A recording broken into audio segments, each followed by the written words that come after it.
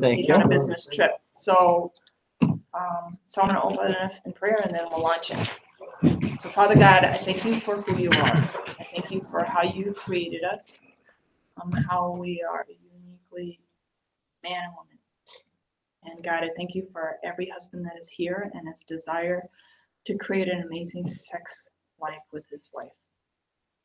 And tonight, God, I pray that you would give us these husbands insight into how they help their wife step into freedom, how they help their wife understand what is true and what is a lie, how they help their wife believe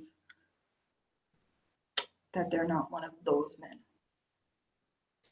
And so, God, I just pray that you would give us insight and real steps that we can take in transforming our marriages and in encouraging wives. Pray that this hour would be just holy and respectful to you, that it would be honoring to you, God. In Jesus' name, amen. Okay, so any feedback on any of the homework that anybody wants to share?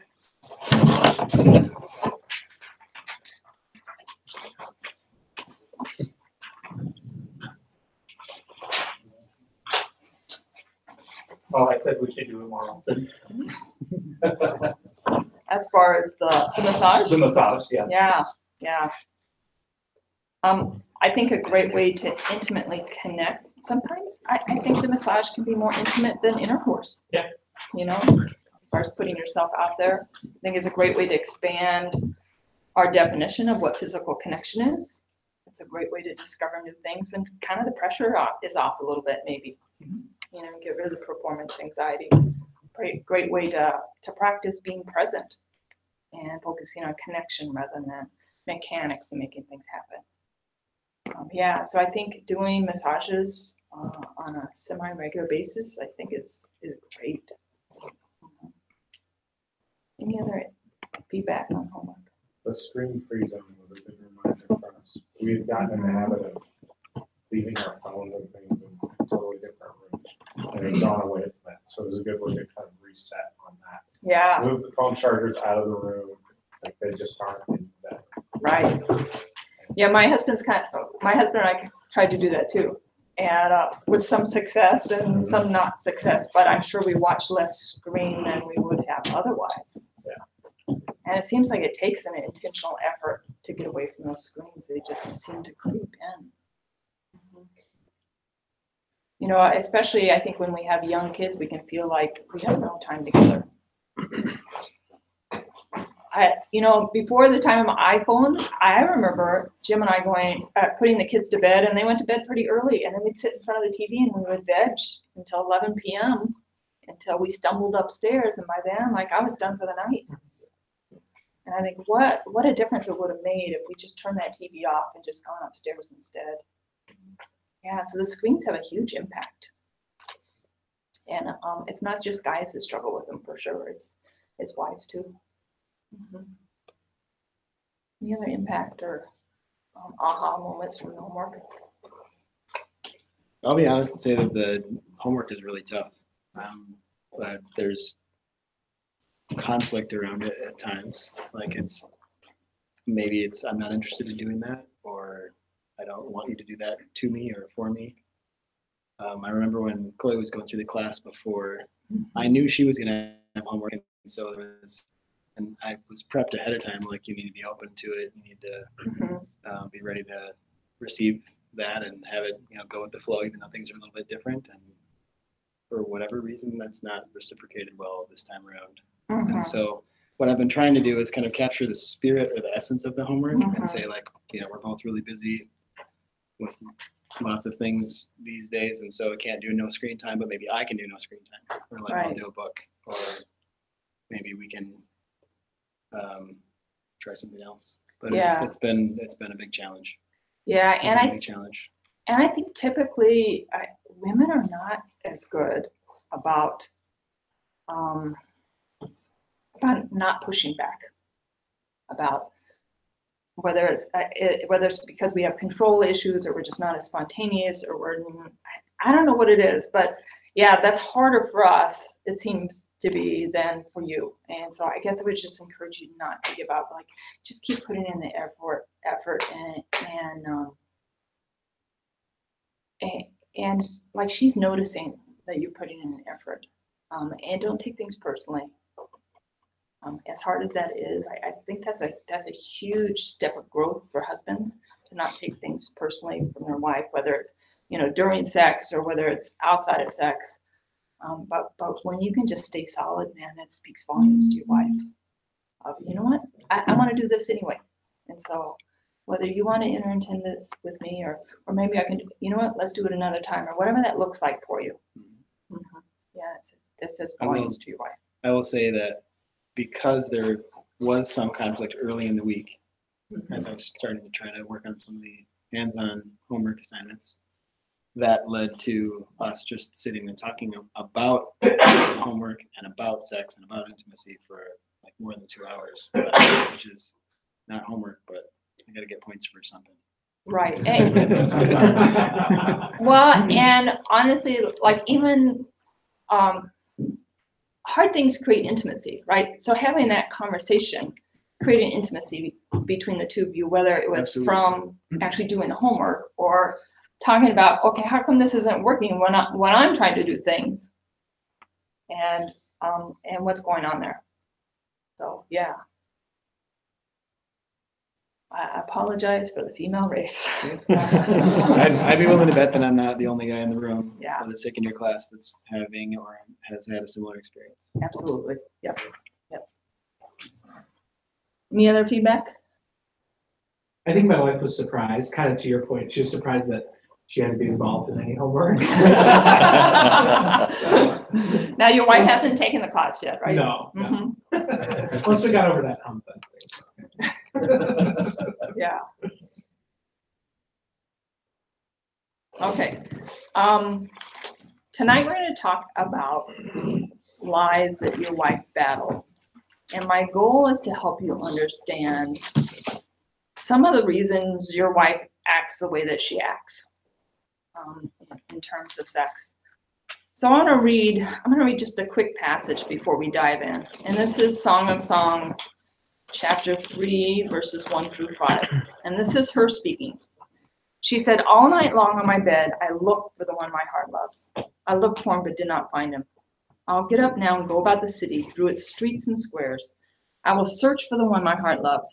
So I looked for him, but did not find him. The watchmen found me as they made their rounds in the city. Have you seen the one my heart loves?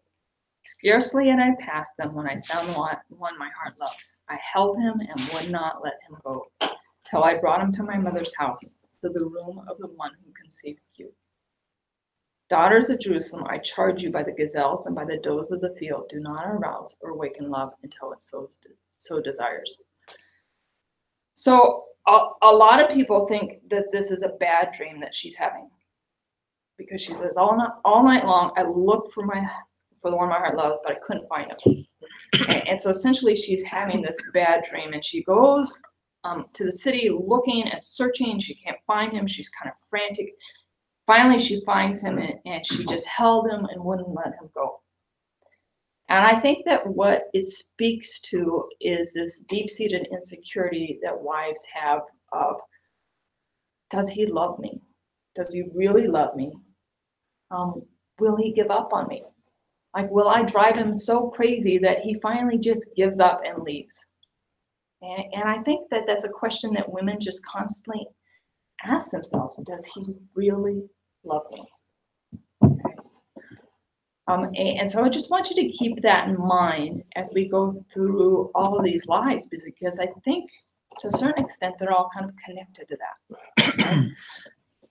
And as we do these, I want to spend time brainstorming. I'm going to share what the lie is and kind of where it comes from, and then I want to spend time brainstorming actual ways that you can help your wife believe the truth instead of believing this lie. Okay. So the first one is that sex will be easy, that things will just naturally fall in place, and part of that is surely my husband will know what to do in order to make things amazing. I shouldn't have to learn things myself. I shouldn't have to show him things. He's a man. Men know about sex, so he's going to make it great for me. Okay. And so the first lie is that sex is easy. So what can you do? What can you do as a husband to help your wife understand that's a lie, and to kind of step into truth instead of trying to compete with that or, battle that? Be open about how you don't always know what to do. Yeah. Yeah, I think that's a huge thing for a husband to just say, you know what, like I don't know here. I'm willing to do anything, but honestly, I don't know, and I want to know. Okay. That's not always easy, right? I think there is a lie that men believe that they're supposed to know, and that can feel, I don't know, like what's wrong with me, or what's wrong with us, or what's wrong with her, because things don't just naturally fall into place.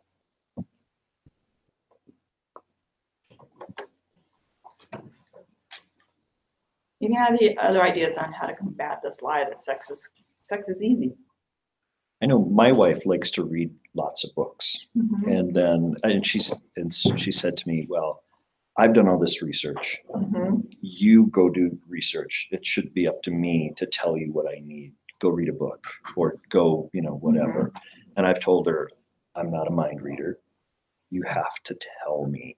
I can go read a book and I can come back with ideas, but unless you tell me no or yes or maybe, I don't know. So I've been trying to foster that communication a little bit more. Yeah, and so that books, I think that there's something to, I think a wife wants a husband to read a book because I think she wants to know that he is willing to do some research on his own. I think wives pointing to specific sections or specific books or specific resources certainly are helpful rather than just a shot in the dark. Yep. And so if you can even get her to pinpoint, okay. And Give me a specific we book. actually have, Yeah. I said, well, what do you recommend? Or I've Right. seen this, what do you think? Mhm. And we've read the same books. Mhm. If she says, I like this one, then I'll pick it up and read it. Right. I think it even speaks volumes that you guys are willing to take this class. Really, that maybe this is not super comfortable for you or not something you would naturally do, but you know what? I'm willing to do this because I want to make sex better for both of us. So I think that speaks volume. Any other ideas? Kind of playing off that a little bit, but almost reverse. Like I actually studied a ton about sex, like learned it all. Like I wanted to learn the whole thing. And she came back to me and said, like, I'm not every woman. Don't label me whatever those women are in the book. Like, it can be a perfectly fine book, but that's not me. I'm me. Mhm. So learn me. Mhm. It's frustrating, James. Right. Like you didn't come with a manual. Yeah, and so there is this balance of, you can get ideas from books, but ultimately every woman is different, and ultimately she wants you to know her, and so paying attention to how she responds to things, asking her, and learning to read her bodies. Any other ideas how to combat this lie that sex will just happen naturally? Sex will be easy.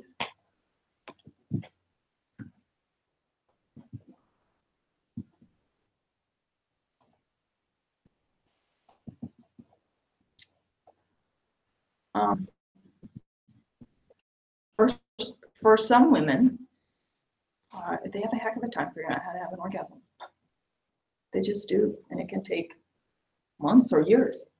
And so if your wife is in that boat, giving her permission or even encouraging her, you know what, like if you want to do some exploration so that you figure out how your body works, like I'm all for that. I think that's awesome. And I want to give you permission to do that. I want to encourage you to do that if that's helpful for you. I think that making sex not all about the end product, where it can be connecting, it can be enjoyable, whether or not she has an orgasm. So it doesn't become this thing where she's letting you down if she doesn't have an orgasm, right? And so celebrating the journey, celebrating growth, celebrating learning new things is important, rather than becoming so focused on the end game that becomes everything.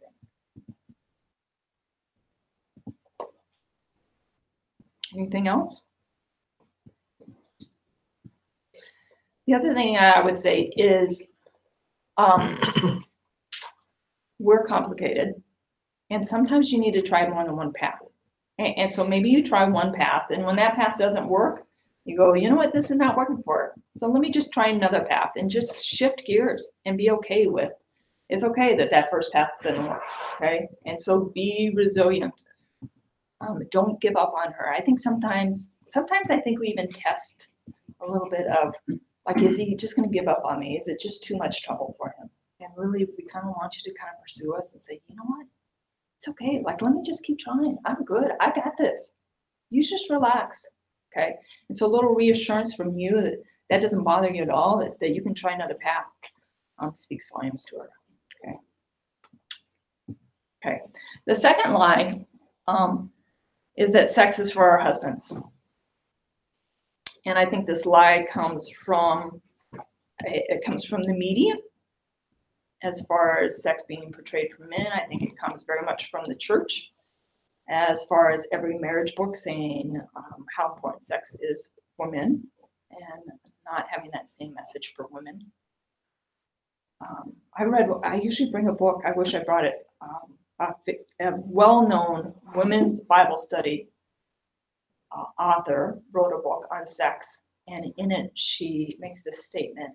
These aren't the exact words, but it's basically, it doesn't matter if it's inconvenient, if it's uncomfortable, if it's not on your timetable, you need to have sex with your husband. The time to have sex is whenever your husband wants sex. Kind of harsh, I think. And I'm guessing not what most of you guys want, for your wives to just go through the motion, or to just do this for you because she's supposed to. I'm guessing you're much more interested in her heart being in this and her wanting to do this, okay?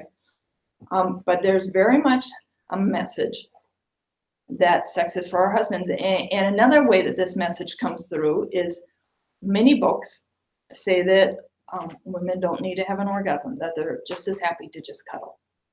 And we'll talk a lot more about that in the next couple of weeks. But in a way, even that tells women that sex is really for men, that they don't need to experience pleasure, and that maybe they're not even capable of experiencing pleasure on a regular basis. And that's just not true, okay? It takes work, it takes communication, it takes figuring things out, but they are absolutely capable, okay? So this lie, sex is for our husbands. How do you, as husbands, how do you combat this lie?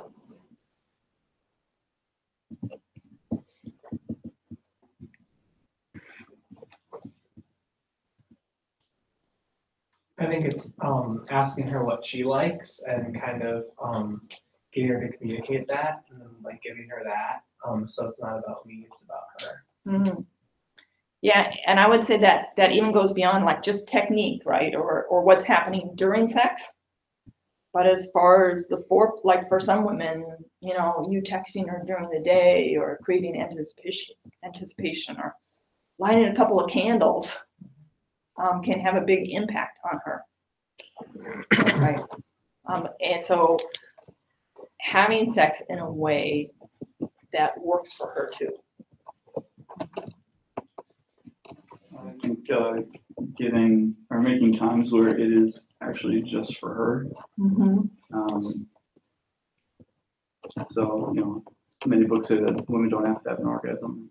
We saying, hey, we're not going to, like, we're for this time to Mm-hmm. just invest into you and focus on you and your needs, and that's what I'm here for. Yeah. Right now. Yeah, and I think that makes a huge statement. And you know, I think sometimes it's great for a wife to serve her husband, and I think we probably do. Hopefully most wives enjoy that. Sometimes we do it because we want to. Sometimes it just kind of happens because things don't click for us then. Okay. But for you to say, you know what, sometimes I just want to do this for you, and I enjoy that as much as my own pleasure. That you enjoy it, like, right? Yeah, it makes a huge statement to a wife, I think. I think a lot of wives are probably not good at receiving that. Like some wives are like, I do not want that. And it takes a little convincing sometimes for some of them. And yet I think it makes a huge statement of, no, like, I'm okay. I'm not going to explode here. Women hear this message all the time that their husband will explode if he, if he doesn't have a release or blue balls or whatever that looks like. And yeah, like they need to know that you're okay. Any ideas for this, combating this lie? Related to that is like how and when it ends, like that's it. Once you're done, that's it. Or are you like attending to her? Yeah. Or like are you still an active participant? Mm-hmm. After you're done. Yeah. And so this whole idea that sex doesn't have to be over just because you finished, Right. That there are other ways for her to finish. And even that maybe she did finish, but when you just automatically pass out, somehow it, I don't know, it's hard on a wife when a husband just is gone in a moment. And I know that that's not always an easy thing. That's I think that it's one of the great things of giving a wife a freebie or just for her, is because you don't just pass out, and so you understand the importance of staying connected after sex. Any other ideas? I think it's important that my wife understands that it's okay if we just focus on her, because I think sometimes she gets this in her head. If it's just all about me and he's not excited and we don't have sex, then maybe he's not interested in me and he's just doing this. Whereas it's more for me a way to connect, and that's fun. Right. And so having that permission to say it's about you tonight, and Right. that's okay, and that means nothing about how I feel about you other than I love you. Right. So Yeah, like it's a mind shift for a wife to be able to receive that. And actually, I had a guy on the blog just ask me about this just recently, because he wants to do this, and his wife is not open to it at all. And I've been kind of thinking a little bit about my response, but I think it's like if your wife constantly gave you presents and she never ever let you give her a present, right? There is pleasure in giving, not just in receiving. And so if you put it in terms of that, she might understand a little bit. Any other ideas? I think even the verbiage of how you talk about sex makes a huge difference for your wife.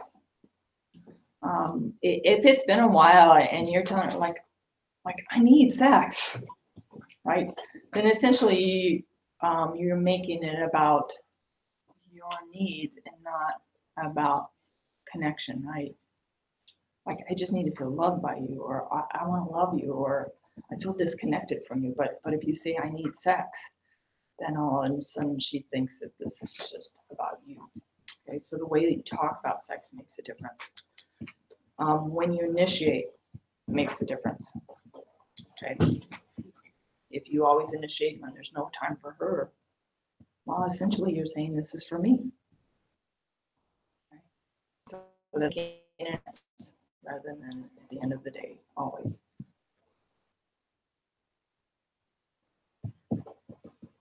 Any other thoughts on that?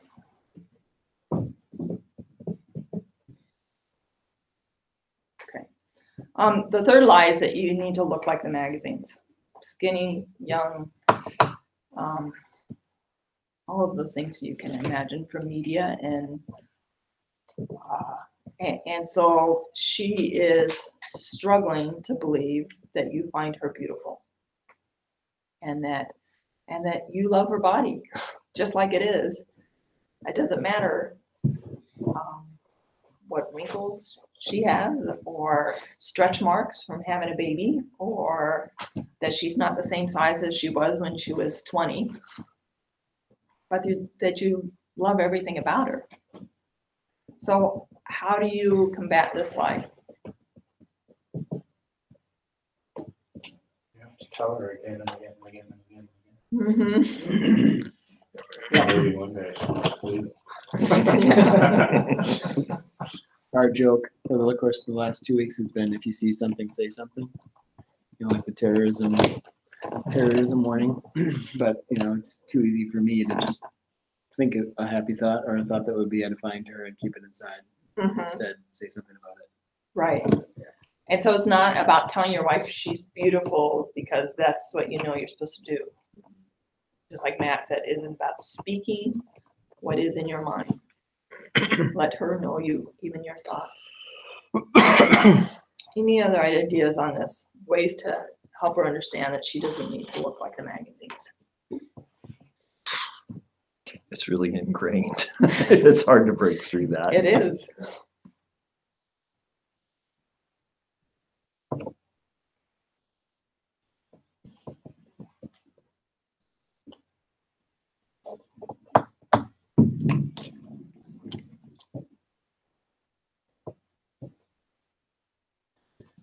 I think there's an importance of purity. I don't know if I like that word.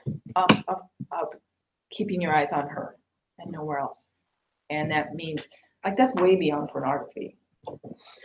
Because you can have your eyes on the woman jogging down the street, or on the billboard, or the ad from Target, or on TV, or whatever that is. And so I think making sure that your eyes are only on her is important. I think, I don't know, staying healthy. Like when she feels healthy. And so, you know, taking her out on walks or whatever that looks like for the two of you, I think helps. And so you being part of, you know what, let's just be strong and healthy. Let's eat healthy. Not because she's not beautiful, but because you want her to feel her best.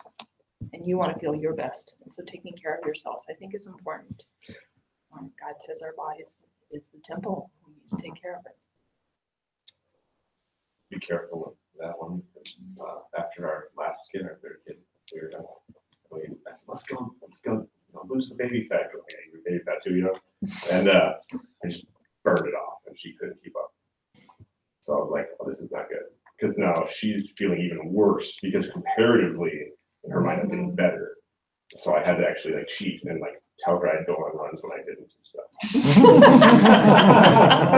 Eventually I told her, but it's just that for a moment there, at the original part, I thought that by comparatively, like look at me, I'm not sexy anymore either, I'm getting older, no big deal.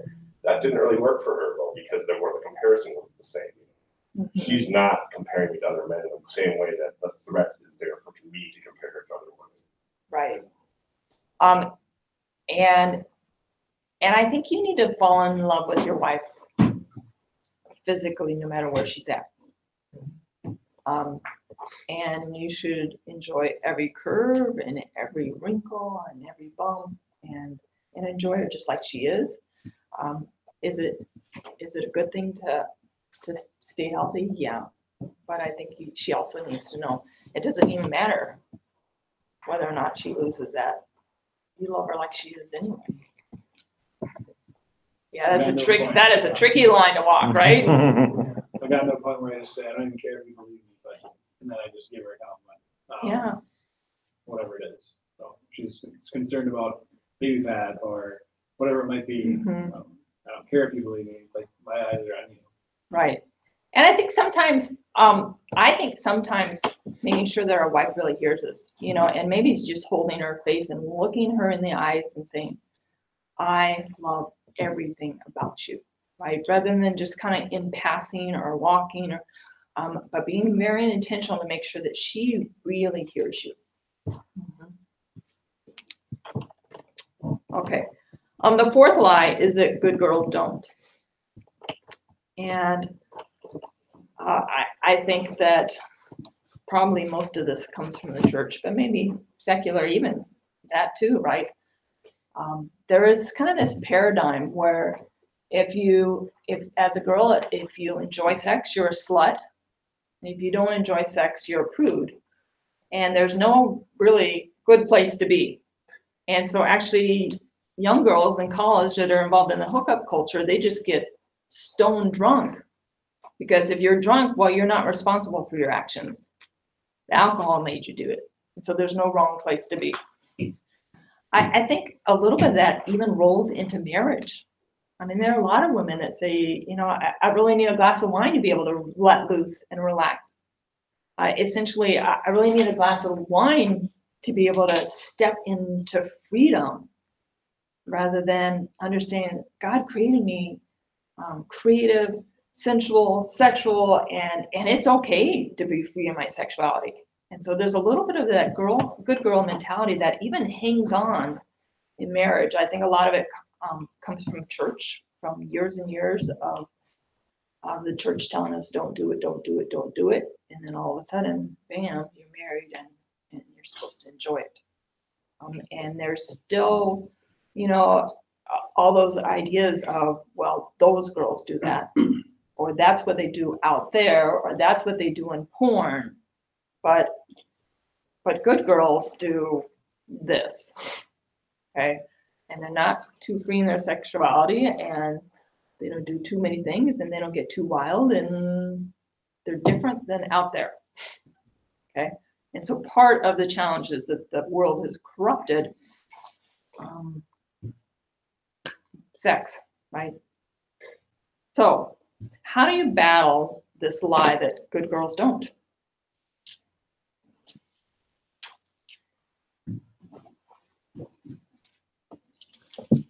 I think for my wife, she had to probably hear from her friends that it was okay. Because if I said it, it's like, you're just feeding me a line because I know what you want. But it took her a long time to really open up and be open to trying new things. Yeah. And I think a lot of it was talking with her gal friends. Yeah, and I think that's a big outcome that comes out of the women's class is in this group, all of a sudden it's like, oh, you mean we can do that? Like we can enjoy this. And so hearing from other women, yeah, for sure has a big impact on that. Any other ideas? I think introducing some creative things maybe. I found that to be helpful in the last 10 years. Yeah. Interesting. Like if I'm a leader in it, you know, like, hey, let's try this, you know, like it's worked in the past. Yeah. I think some of it's with that is like, how much does your wife trust you and take you to certain places? I think of my son who's terrified to ride his bike, and it's like, bud, just trust me. Like I know what is good here for you. Like just jump into that, engage in that. Like I'll be here with you. Right. And like your job is to pedal and to steer. I'll do the rest as I run alongside you. And I think in a similar way is being able to, if our wives trust us to say like, hey, come along with me on this journey. And, right. Yeah. Yeah, I think trust is a huge factor. That's part of the challenges with pornography, right? Is if they know that you're struggling with that, then there's always this question of, does he want to do it because he saw it out there, or does he want to do it because it's a part of him? And I would tell you that more you can connect it to knowing her, the better off you are. So for instance, say that you really want to do oral sex on your wife, and she just doesn't seem open to that. Like explaining to your wife that, you know what, like I can feel you so much better than through my coarse hands, and it is so intimate for me to experience your body in that way. Really helps her understand. Or for instance, what if what if you wanted to watch her do certain things, right? And helping her understand, you know what, this is not about trying to create this pornographic scene. It's that I want to stay connected with you while you're doing this. I want to know that this is you, not just some stimulation on me, but I want to know that this is you doing this. And so it helps me to stay connected with you by having my eyes open. And so helping her understand that these things that you want to try and that you want to do are simply a different way to know her. And that you want her to be free to be able to know you in different ways too. And so I think connecting it to knowing is super helpful. I think actually women are super creative. I think we're way more creative than you are. I really do. And I think that a lot of it has been repressed. Sometimes partly be out of fear and whether we can trust you or not. Partly because we think that we shouldn't. Partly because we repress ourselves to the point where we won't even allow ourselves to have sexual thoughts and to dream about what is amazing. Okay. And so I think encouraging your wife to spend some time just daydreaming or having fun conversations of, you know what do you think would be like super fun and exciting? And to get her dreaming about what is fun and creative is a great way to begin to let her loose, set her loose. Okay. I think it also helps to just try if you can. It's really difficult. Try if you can to avoid, especially together, avoid pornographic movies and things like that. Even just like a sex scene pops up, like turn it off or fast forward it, because while you're watching that, like I've been there before where we were on the verge of doing something interesting and then we seen it and all of a sudden, whoop, nope, that's dirty now because the media showed me that. And I know after my Christian training that that's not what I'm supposed to be doing. Where yes, we shouldn't have been watching it, but it's a normal thing that you could have been doing, but immediately there's that rejection because you see it on something you know it's inappropriate. So yeah, we're trying to use the just fast forwarding sex scenes if we can and stuff, you know. right. The other thing you probably should realize, and I think we talked about it a little bit about next week, things impact how your wife feels about things, about different activities or whatever, based on her baggage. And actually, we'll talk about that next week a little bit. And so that might be part of what's going on. Any other ideas on that?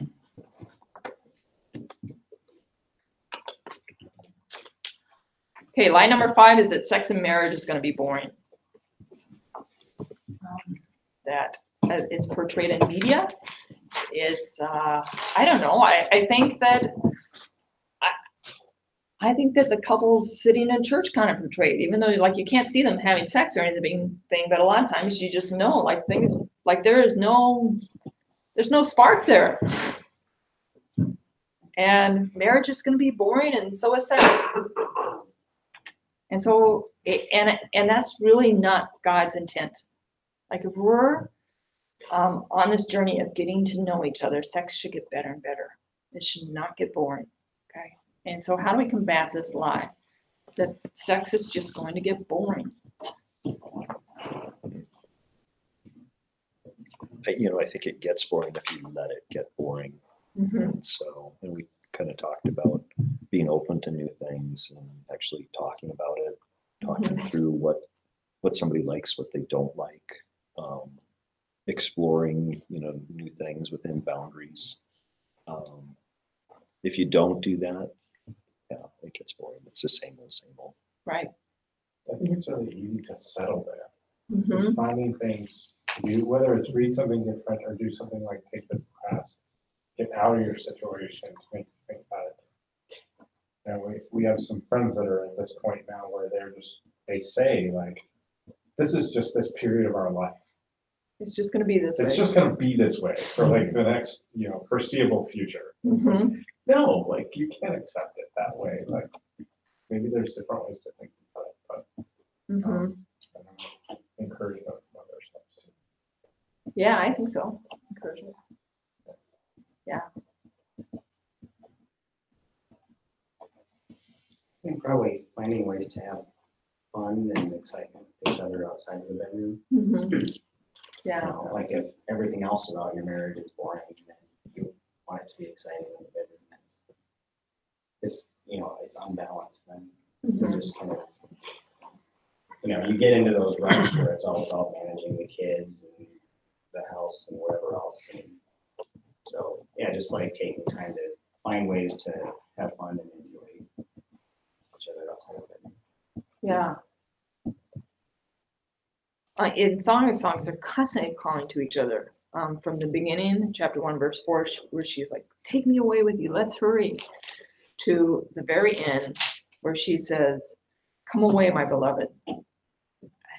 And so I think we're supposed to take turns of saying, you know what, like, let's get away, let's go have some fun, let's do something, plan something creative, send the kids out, but yeah, you have to be intentional about it. Things otherwise will just get boring. But I think part of it too is how it's how we literally have sex, right? If you think that you have things figured out and you just kind of sit there, well, after a while, things don't work as well.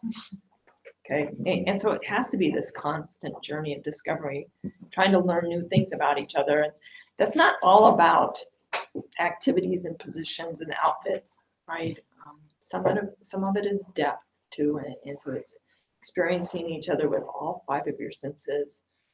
Like, let me give you an example. I was watching this video about it was conservative Jewish people talking about their sex life, and I guess that for conservative Jews, they really suggest that couples have sex in like the dark, pitch dark. And what was interesting about the video was that we should close that door maybe. What was interesting about the video was all of the guys kept saying, "Yeah, you know, I really wasn't excited about having sex in the dark." But what I have found is I can tune into my wife so much better and I can feel her so much better. You know, for men, their go-to sense is their eyes, right? And so when you block out the sense of sight, all of a sudden you're stretching and growing other senses, okay? And so sometimes it just doing something fun where you have sex a different way or you block out a sense can be a way to expand how you experience each other. I also say, just kind of to your point before that, one thing that my wife and I have done several times in our marriage is kind of like little resets where we'll either go on a trip without our kids or like get away from the situation so we can like have like mad sex versus just, you know, and it's like you're having kind of little mini honeymoons in a way. Yeah. Then it can kind of put things back on the right course, like when you Right. get back home. So it doesn't have to be anywhere far, or it could be, you know. Yeah, absolutely. I mean, sometimes the best investment is finding somebody to take care of the kids in a hotel for a night. Yeah. And way better investment than letting your marriage go south or boring or whatever that looks like.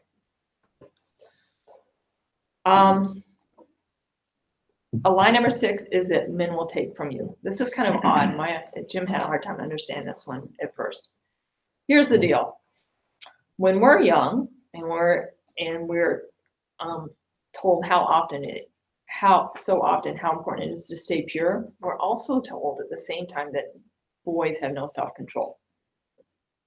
And that if you're going to stay pure until you get married, you have to be the one that holds that gate closed. Ultimately, you're responsible because boys have no control. They can't control themselves. Okay? And so you can imagine you get married sometimes to that same boy, and all of a sudden you're thinking that your husband still has no self-control. And all he's trying to do is get something from you. All he's trying to do is essentially take something from you. Does that make sense? Let me explain that. And it's not just from purity messages, right? Because 30% of girls have been abused by the time that they're 21.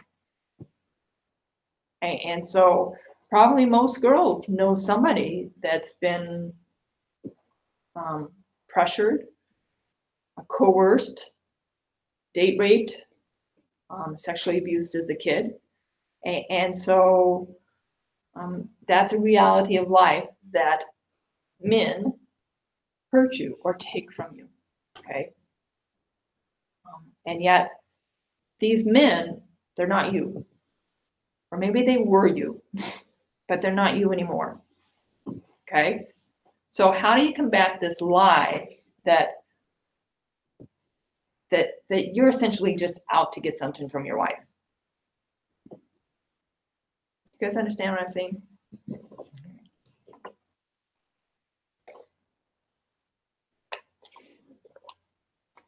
I think you have to tell them through your words and your actions that you're actually there to give them something. So, I mean, they converse, the exact opposite. They need to believe that. Without expecting anything in return. Yeah, Mhm. exactly. Mhm. The fact that boys have no self-control, I would almost reinterpret that as boys aren't taught to have self-control in the way girls are taught. Mhm. Mhm. Like, I can speak from experience. My parents had that one sex talk and that was it. Like, don't have sex. Okay, we're good. Yeah, it's kind of a double standard. Yeah. Mhm. Whereas I know my wife and her mom was repeatedly saying that message, like, watch out for boys, you know, you gotta, Right. don't do this and don't do this and don't be in a room with them and blah, blah, blah. I never got that.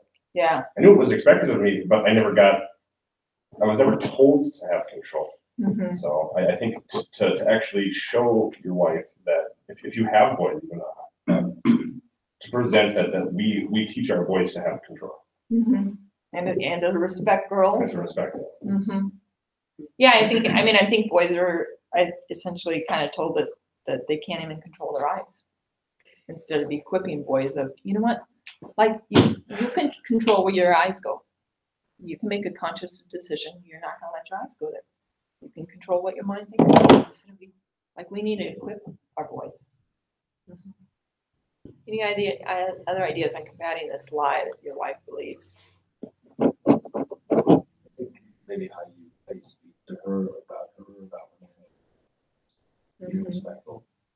I think that gets to at least part of the issue. Yeah, I think that's a huge deal, and I think even speaking up and kind of protecting women. Yeah.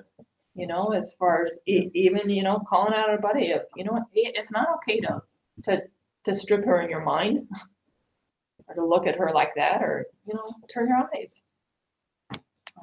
Yeah, and so any way that you can, I think, to help protect women and speak protection over them and respect them, whether that's training up your boys or speaking into other men's lives, I think speaks volumes to your wife. Take time to build trust and integrity. And they're not built overnight, but we're married and we've got years. So use it, you know, quiet, steady, long-term. Yeah. trust. Yeah, and I had a couple take the class. She took the class first, and then he took the class. Part of their transformation was they decided they were going to start praying before sex every time that they had sex. And one of the things that happened was, after they prayed before sex for, I don't know, probably a month or something, God revealed to him that he wasn't really a safe place for his wife. Even though he didn't get angry when she turned him down for sex, he pouted, and he was just kind of resentful and kind of just gave her the whole cold shoulder. And so, like, God revealed that to him. He repented and said, you know what, like, I don't want to do this anymore. I want to respect your no. I want to be okay with that. And I can look forward to other time, but I want to be okay when you say no and not feel like you've completely disappointed me, or I'm not going to be able to stay clean from pornography, because they had a pornography thing in the past, right? A lot of wives feel responsible. And so even your attitude says something to her when she's like, you know, this is not a good time for me, or she turns you down.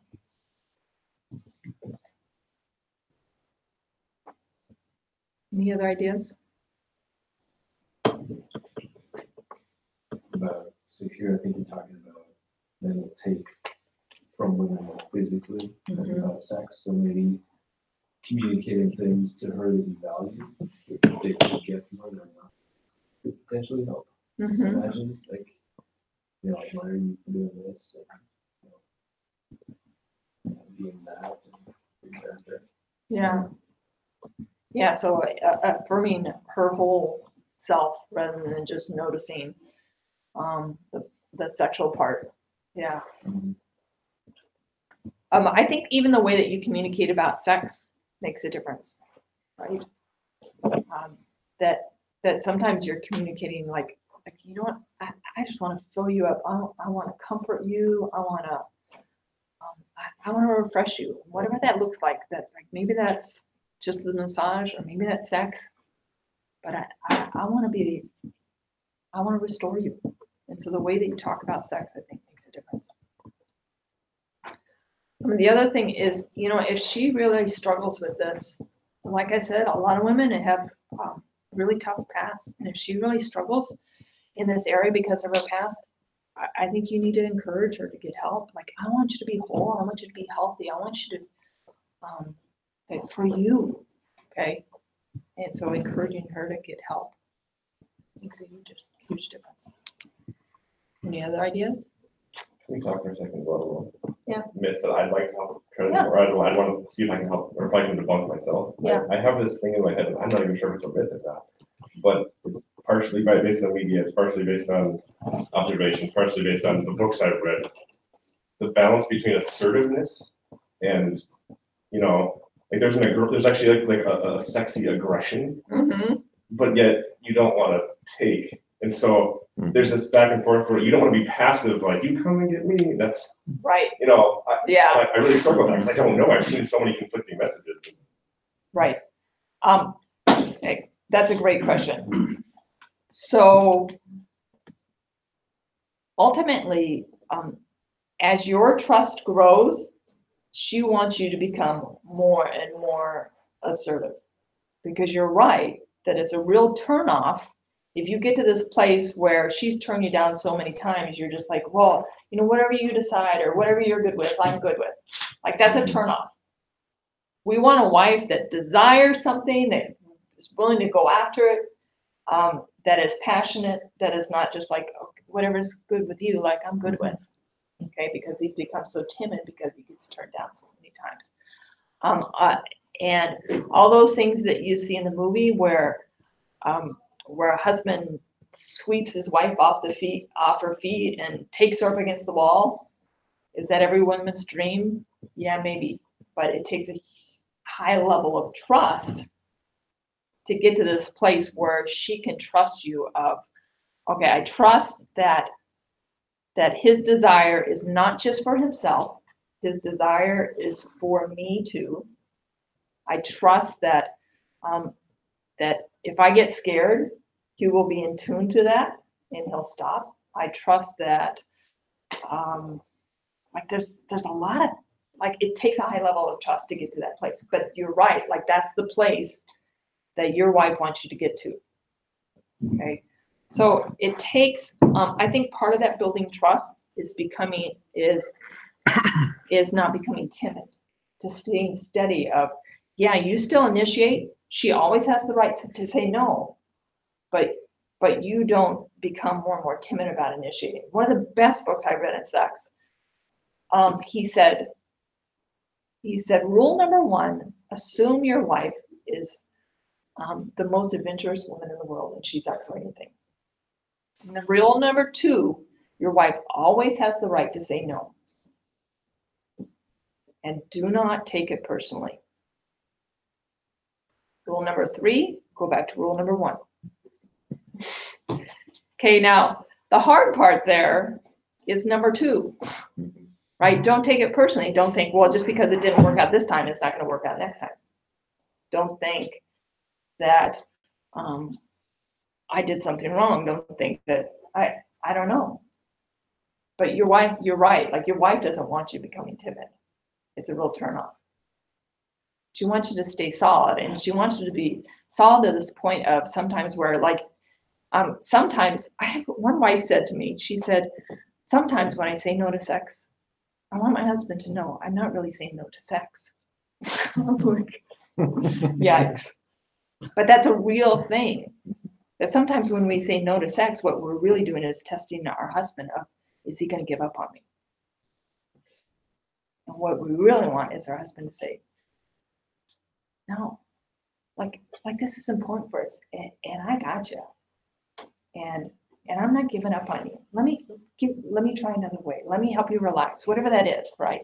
And so to not give up. Now that's a tricky thing, right? Because you're not supposed to force somebody to have sex. Like it's a really, like you guys walk the finest line ever. Okay.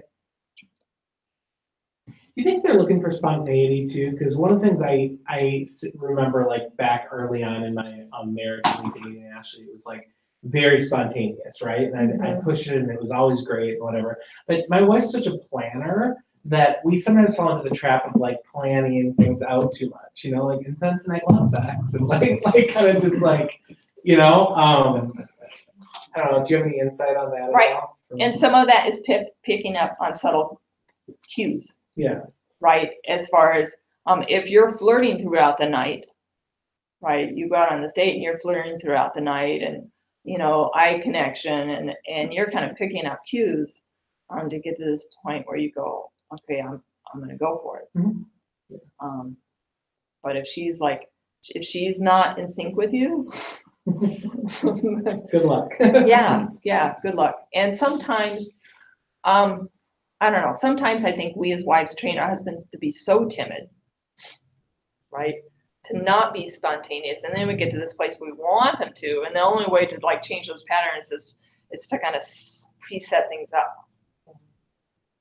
So sometimes that needs to happen. I've noticed that the my wife also likes to plan sex. It's really not how I operate, but the reason why is because she can't clear her head of the things that are happening in her life. Like I got to do laundry and make sure this and this and this. Right. And so if I can clear those for her, then she's more able to let go of that planning. She's like, nah, I can't, I don't, okay, I'll meet you in the bedroom at 10 o'clock so I can go change the laundry. Like, I already did that, you know? Right. If I can participate and just knock Right. as many of those out as I can, Right. she'll loosen up a little bit. And some of that, like there are some women that would love it if you showed up at home with her suitcase and said, we're going away for the weekend. A lot of women would hate that. But they might love it if you said, on Wednesday, you said to her, you know what, on Friday, I'm planning a date for us. I have the kids' childcare arranged. I know where we're going. All you need to do is wear this and this and this. And I have this all planned out. And then she would be thrilled. Okay. Same thing with sex. So if your wife is like, she's got a million things going on, you can be spontaneous without being completely spontaneous. Like you can say, you know what? I got a hot date planned for us this night. I got the kids taken care of, and I got some things in mind. And so she's thinking about it and she's looking forward to it. And even though it's not completely spontaneous, she doesn't know all the details. So set her up. That makes sense? Okay. Number 7 is that you need to compete with what's shown in porn. And this is coming more and more out of younger women, which is not surprising. I just met with a young woman today. She's married she's a virgin and married a man that has struggled with porn in his past. And she's never had sex, and she's thinking, how do I compete with this? Like, how do I make it as good as what I sort of think is out there? And so there's this idea that women need to compete with porn to make it look like porn. So how do you battle that lie?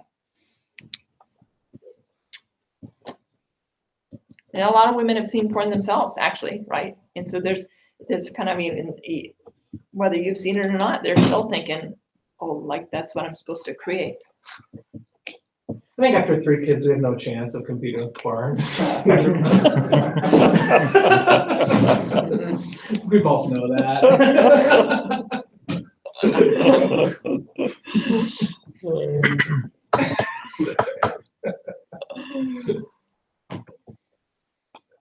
I think maybe encouraging that, you know, what's in porn isn't the goal. There's like a real connection and like a broader intimacy that's really important, and you can't get that Mhm. from voyeurism or porn or anything else like that, because that's so like, instance in time or Right, sex without connecting or one night standish or whatever it is, right? But there's nothing there that's right. bonding you together, and that kind of higher connection is what you're really after. Yeah, and so whether you struggle with viewing it in the past, or whether you even still struggle with it, making clear to your wife, you know what, even though I struggle with it, like that's really not what I want. Like our connection, when we connect during sex, is so much better than that. And that's what I want to work towards. Any other ideas?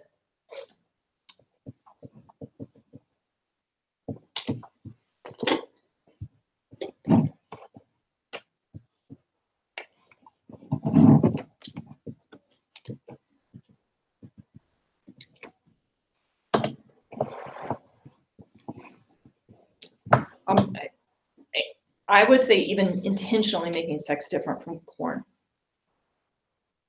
Like intentionally. We intentionally make sex different from porn, maybe in several ways. One, God is definitely not part of porn. And so if you pray over your sex life before you have sex, God, help us to connect tonight. Help us to see each other and discover something new about each other. Bless our time together, God. Or you pray afterwards, God, thank you for this connection. That is drastically different than porn. Porn is not about connection. And so focusing, maybe even, to the point of like really like getting beyond the end game and say, I don't care whether I finish or whether you finish. I want to connect during sex. And so that means eye to eye. That means we can see each other. That means I don't get lost in my mind. I bring myself constantly back. That means using all of your senses. That means, I don't know what that means for you, right? But purposefully, it's about connection and not letting your mind just wander off places, and not letting her mind wander off places, whether those places are just things like worry or making plans for your next move, but getting this place where you can just be with each other.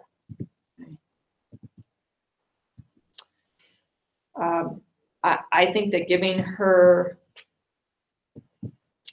permission to help work through baggage with porn, as far as, her having a lot of women don't have places to talk about whether it's their own struggle or that their husband struggles, and giving her permission of, I want you to have a good girlfriend that you can talk to about this, that is going to point you towards God's truth.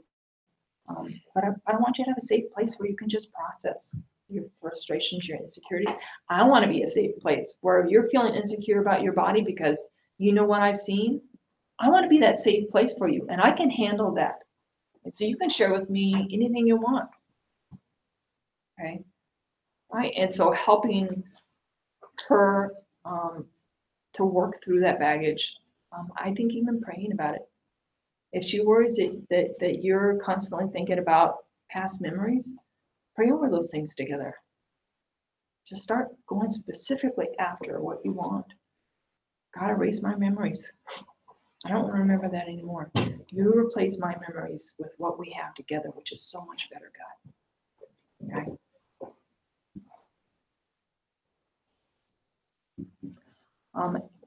And then the other thing is, don't ever imply that viewing porn is her fault. Okay. Women hear that all the time. And you need to take responsibility of yourself, right? Regardless of what she does. Line number 8 is that sex is just as physical.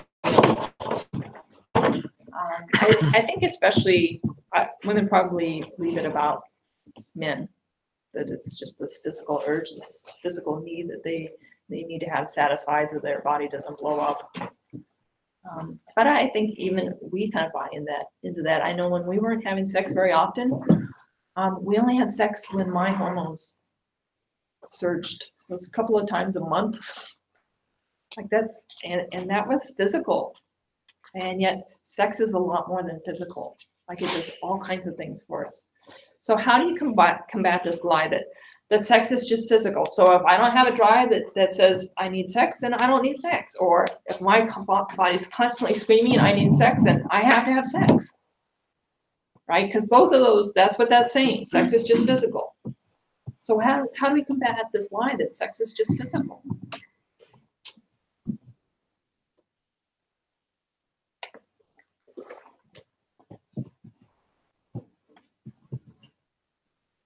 I think for me, what you were saying about focusing on the connection, that's probably the important thing. You know, regardless, even if it doesn't lead to sex, as long as you're together and you've connected, and then, you know, and then that builds the trust. And because if it's just physical, it's, you know, it can get boring. Yeah. You know, it's like, okay, we're done, on to the next thing. But if you're connecting and Right. talking and sharing, that's entirely different. Yeah. Any other ideas? You talked about at one point how you had this idea. This woman asked you, how can we get to this number of incidents of sex every period or something? You said, well, one of sex was just cuddling, naked in the bed or something. Not that release. You know, like thinking about different ways to connect on physical, to intimate and building connection. Yeah. I think talking about like as a relational release as much as a physical release. You have sex sometimes because relationally you feel off or whatever, and you use, and sex is something that's used to kind of make that connection again. And it's understood that sex is actually relational, not necessarily physical in those moments. And so making sex about that, not always about physical. Right. Yep.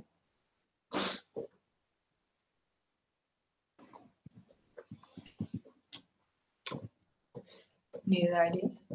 I think integrating God too. Like we separate God from our sex life. Leave him on the other side of that door, and we don't really integrate him into our sex life. And so I think integrating our spiritual life into our sexual life makes a difference. That can be praying together. I think it's I don't know, even realizing things that sex teaches you about God, or that God teaches you about sex.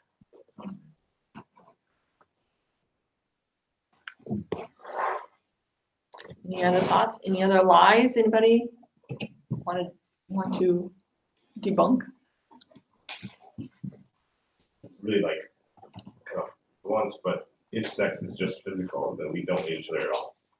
Yeah. Like that's the reality of it. So like Right. to admit that, to come out and say that, and to kind of divide the difference between Like I could take care of things yeah, myself. Like it's not. I need you for more than just this. I can do this myself. This is not what I'm talking about, though. I don't think I would use the word need. I don't know why I say that.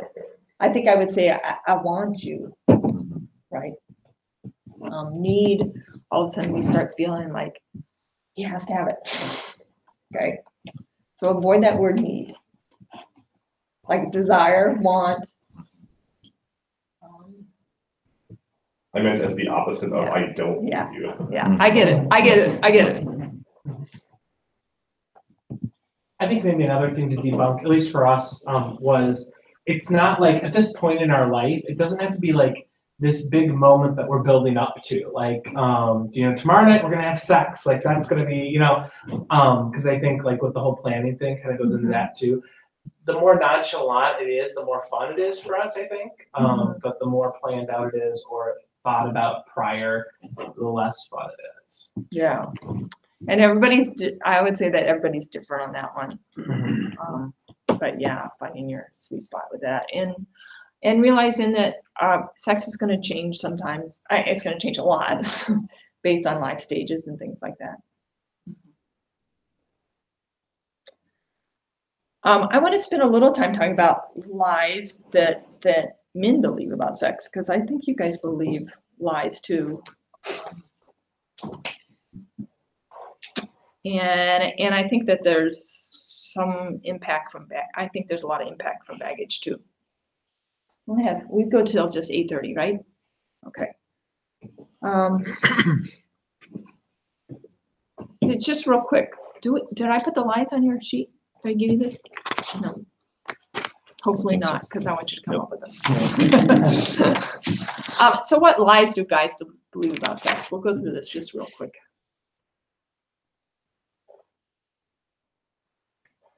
That it's amazing every time. Mhm.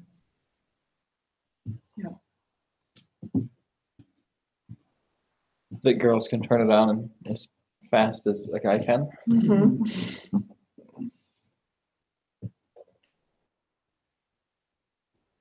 Yeah, those movies are really misleading, aren't they? I guess a lie I've maybe realized would be that I used to think of myself as very flirtatious when I was in high school, but I don't really I forgot how to flirt with my wife. I'm just sitting here trying to think I've tried other things and weren't noticed or whatever, but I've kind of probably on my fault lost that motivation to want to flirt with her through text or something, or I don't know. So I'm trying to think. Yeah, I like have to once relearn you've won how the to- prize, then you're good, right? Yeah, I guess so. That would be a lie that you've already won her, but Yeah. I want to win her every day, right? But Right. I've kind of just come up clueless in that area. Like, I don't know. I think that everyone's having it every day. That's a lie that I just talked to my guy friends. I'm like, oh wait, okay, we're doing okay, compared to the frequency that others are experiencing. Yeah.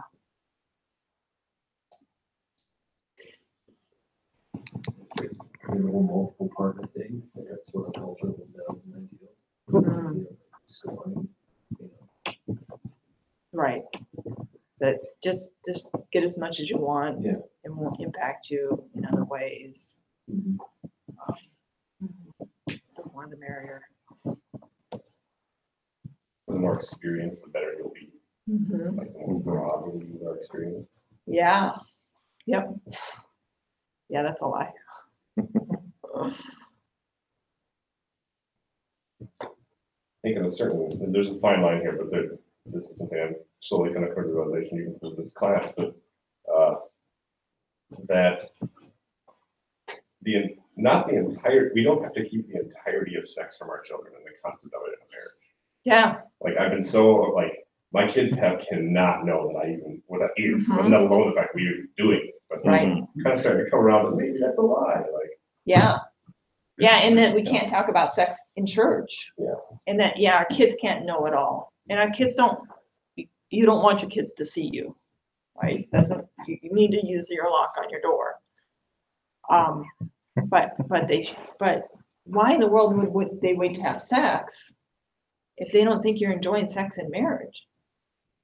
Teenagers think their parents don't have sex anymore. That's a problem. Okay.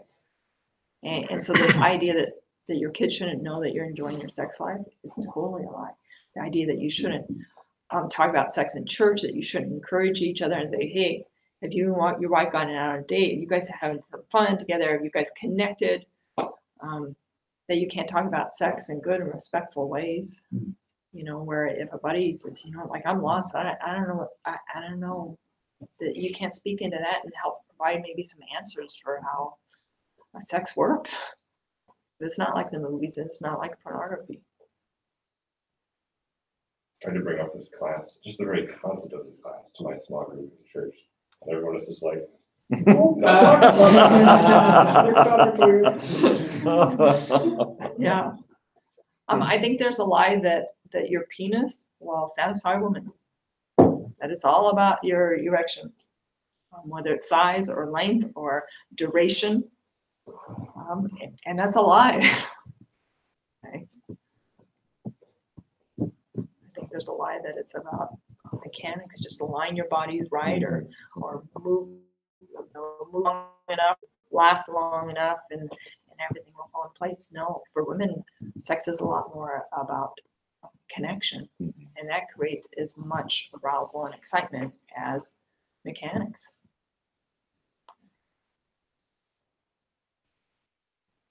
Any other lies? Okay, you guys have 10 minutes left. And I'm gonna have you get into groups of 2 or 3. And I want you, I've never done this before, but we're gonna do it. I think men have sexual baggage just like women do. Sometimes it's things that they've seen that maybe make them think like, oh, I can't do that with my wife because that's what they do out there. Maybe it's baggage of seeing things and thinking, well, I don't know if I want to do this with my wife because I saw it out there or because it's just part of me. Maybe it's purity messages that have been so strong that you think you can't even look at your wife and you can't even enjoy her body.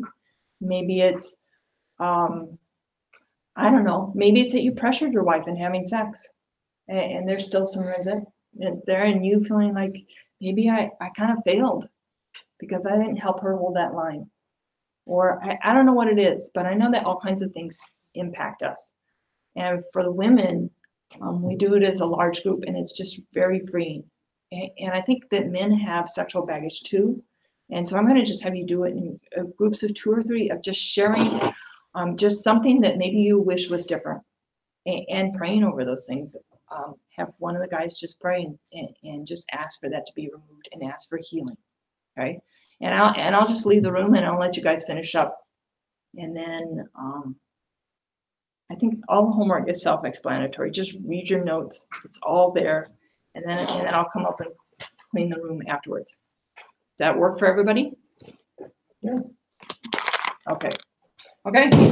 Let me pray for you first. Okay. Father God, I just thank you for this group of men. I thank you for their desire to be amazing leaders, God.